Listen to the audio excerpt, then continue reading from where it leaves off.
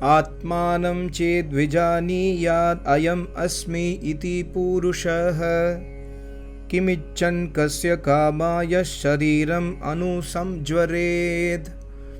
Namaste to all. This is Brihadaranyaka Upanishad shloka from 4th Adhyaya, Chaturtha Brahman, that is 4th Brahman, and the shloka number is 12 and 13 I am going to explain. Some years back I was listening one shloka of this Brihadaranyaka Upanishad from my Acharya ji, from the same Brahman, that is Chaturtha Adhyaya, Chauthe Brahman. I was listening to I think 3rd or 4th shloka from my Acharya, where my Acharya speaks about the Punarjanma or rebirth. My Acharya beautifully explained. It's a very small shloka, but my Acharya explained almost 1 hour to convey the secrets within that shloka. That is the greatness of yogis. So when I was today morning, I just thought, okay, let me go through the chapter again. I was reading a book of Upanishad, of Brihadaranyaka Upanishad, and then I thought of going beyond that shloka, because normally I don't want to go beyond that shloka because I have read only that shloka, but still I thought there was a jigyasa inside me that I must read other shlokas. So I was reading one of the shloka in that chapter. It spoke about the greatness of a yogi. So I just thought of making a video. And the greatness of yogi, of course I have not listened this shloka from my Acharya, this particular shloka, but the greatness of a yogi I have listened from my Acharya from Rigveda, 1st Mandal, from Rigveda 2nd Mandal, 3rd Mandal, 4th Mandal, 7th Mandal, even 5th Mandal. So many mandals speaks about greatness of yogi in the Vedas. And similarly, I have listened the greatness of yogi from my Acharya from Bhagavad Gita also. So then I could relate this shloka to those Veda mantras and Bhagavad Gita. So I thought of making a video. So here the Rishi is beautifully describing the situation of a yogi. Ayam asmi iti purushaha atmanam dvijaniya. The moment the yogi realizes that atmanam, ayam asmi iti purushaha, I am the atma, I am not the body. The yogi realizes himself in the samadhi that he is jivatma, he is not the body. And then he realizes beyond that stage, he realizes that the Paramatma also is within the jivatma. So in samadhi, a yogi realizes himself and a yogi realizes the Almighty God. This is called as Kaivalya, the last stage of samadhi, which is the highest stage of yoga. And of course, there are other stages of yoga samadhi, which my Acharya ji has beautifully explained in his book Patanjali Yoga Darshan. You can go through that book if you are interested. You can order from vedamandir.com. So here the Rishi is saying, Ayam asmi iti purushaha. The moment the yogi realizes, then what happens? Kimichan kasya kamaya. There is no other. Kasya kamaya means the question comes to his mind that what is the other thing I need? I have realized everything. The moment you realize yourself, you have realized everything. Your all desires are satisfied. You are not left with any other desires. This is what the Rishi says. It's not my experience, of course. Kimichan kasya kamaya. Because the moment we have a kamaya means the desire, we have any desire in this world, we will need shariram anusamjvaret. We will need our sharira. We will need our body to go through that, satisfy that desire. But the yogi situation is different. The yogi situation is that he has realized himself. So he is devoid of any desires. You go to a yogi and then give him a position, give him a title, give him Bharat Ratna, give him any other award. He is not interested in awards. He is not interested in money. He is not interested in anything else, because he is satisfied by himself, because he has realized himself. So this is what the shloka says, Shariram anu samjvaret. Further the Rishi here says jvaret. Jwar means bukhar in Hindi, jwaram in Tamil. So when the sharira is like a bukhar, so the Rishi says that why should I get myself into jwaram? Why should I get myself into bukhar stage? Just, I don't have any other desire. But the moment a person has a desire that he must satisfy that desire, it is as if though that he is getting into the, the fever stage. It is as if that he gets a fever. So, kasya kamaya shariram anu samjvaret. So that yogi comes to such a situation that what is left behind? Nothing. He is always in the bliss. He has realized himself, he is always in the bliss. My Acharya always says that, even after attaining the samadhi, because of my Guru's agya, I have come back to the world. My Guru told that you cannot stay in jungle.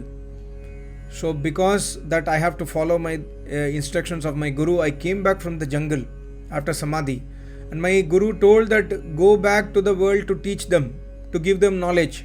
So I have come here to give you knowledge, but this coming back has put me into trouble because I am living with you people who are materialistic people.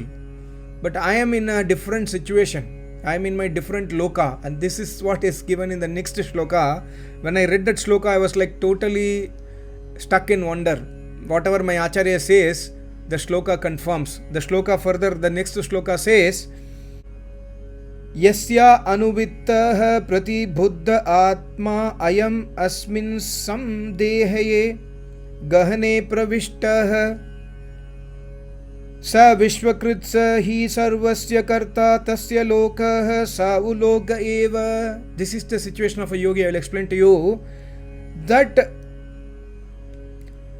many people, like 2 days, 3 days back, one person said that there is a video which proves that there is no Atma.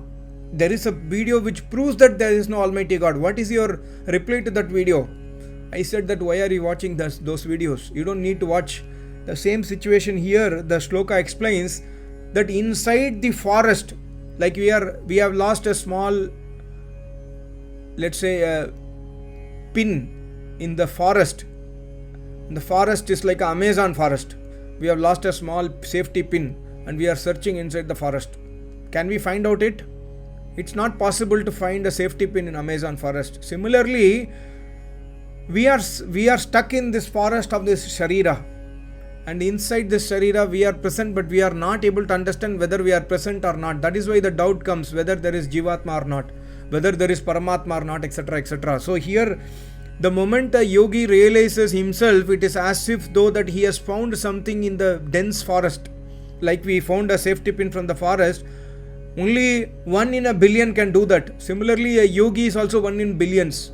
So that yogi knows that people are stuck in the forest, whereas I have found the purpose of my life. So what happens to that yogi? Pratibuddha atma asmin sandehe. He does not have a doubt. People have a doubt that whether Jivatma exists or not. Sandehe means doubt.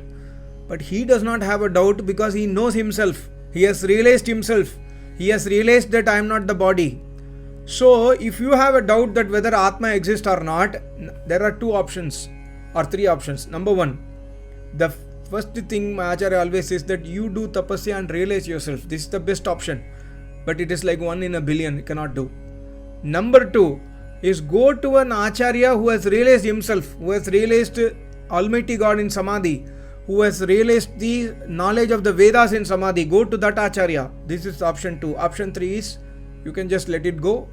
You don't have to bother whether Atma is existing or not, because you are not interested. You have only the doubt, but you don't have the patience or you don't have the courage to take the efforts to solve that doubt. So here, Sandeha, there is no doubt for that yogi. And that yogi, how is that yogi? Sa Vishwakritsa Hi Sarvasya Karta. He becomes as if that he does not need to do anything, but he is able to do everything in this world. Although his kamana, his desire is fully satisfied, many people have this doubt. Can your Acharya see me and then tell my past, present and future? Why you are having this kind of doubt? What is the need for you to know your past, present and future? My Acharya always says that I don't want to see horoscopes. I don't want to see your future will be like this. This is not my responsibility. This is not my job. My job is to educate you, or not job. My kartavya is to educate you about the Vedic knowledge, about the tapasya, about the Ashtanga Yoga. Many people have questioned my Acharya about this. Can you see my past, present, future? Why a yogi will see that he is devoid of any desires? See, is he capable to see or not is a different question. Yes, he can do anything. This is what the shloka says. Sarvasya karta tasya Vishwakrit. He can do, Vishwakrit means he can do everything possible which you cannot even imagine, but he does not do it because he is devoid of desires. That is why God gives him so much of power to a yogi, because God says to a yogi that you are Rupena Indra, you are actually like me, you have all the powers like me. Only difference between, my Acharya says always, only difference between a yogi and Almighty God is Almighty God can create this universe and destroy this universe. A yogi cannot do this. Rest other than that, everything is possible by a yogi. So my Acharya says this is the difference between you and me. If I give you that power also, then you will become me. So that power I don't give you. Otherwise a yogi has all the powers, but he does not use his powers because he does not have any desires. He is satisfied in himself. So when you are doubting a yogi rishi, the place where yogi resides is not for you. When you doubt a yogi rishi, the place is for you to be in the world, not in the ashram of a yogi. When you do not have a doubt, when you know that a yogi is capable of doing everything, but your desire is only Almighty God, then the place is for you, is where a yogi resides. This we must understand. Further, the Rishi says, Sa u loka yeva.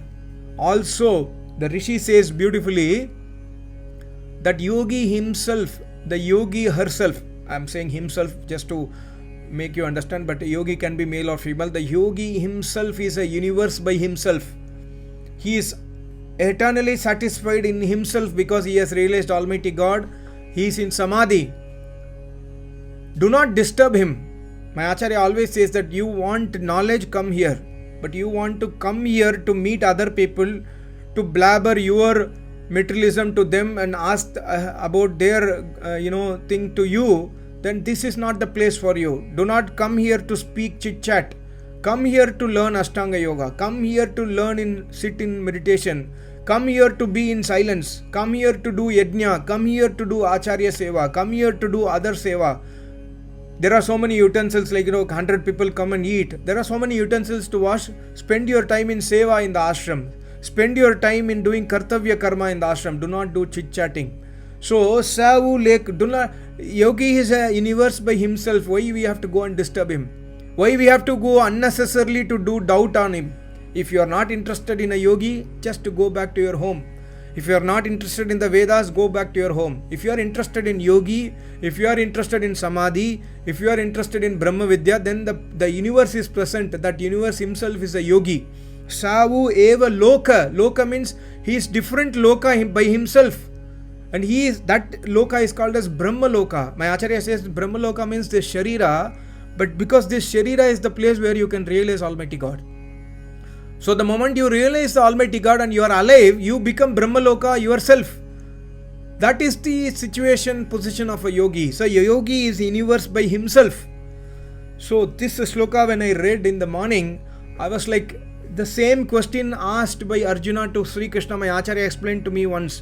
I was remembering that. Arjuna was thinking that a yogi will do ajib harkatein.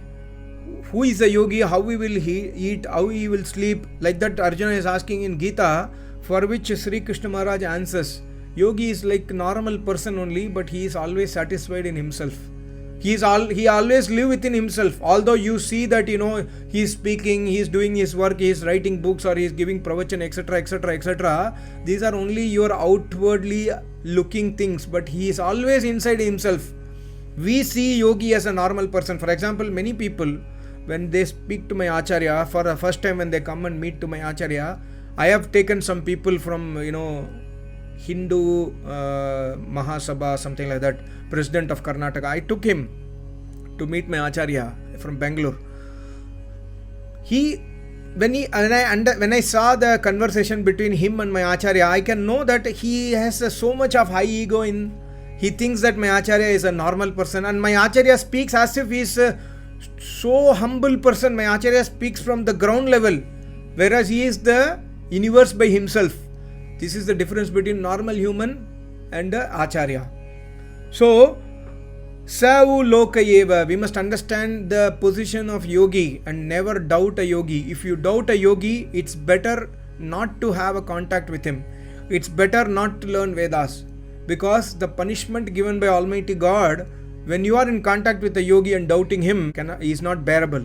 So my Acharya always says, do not come to me and take sins with you. Come to me to attain the yoga Aishwarya. Do not come to me to doubt me. Because I have not called you. I am satisfied with myself. I don't need your money. I don't need your seva. But God says that you have to serve an Acharya.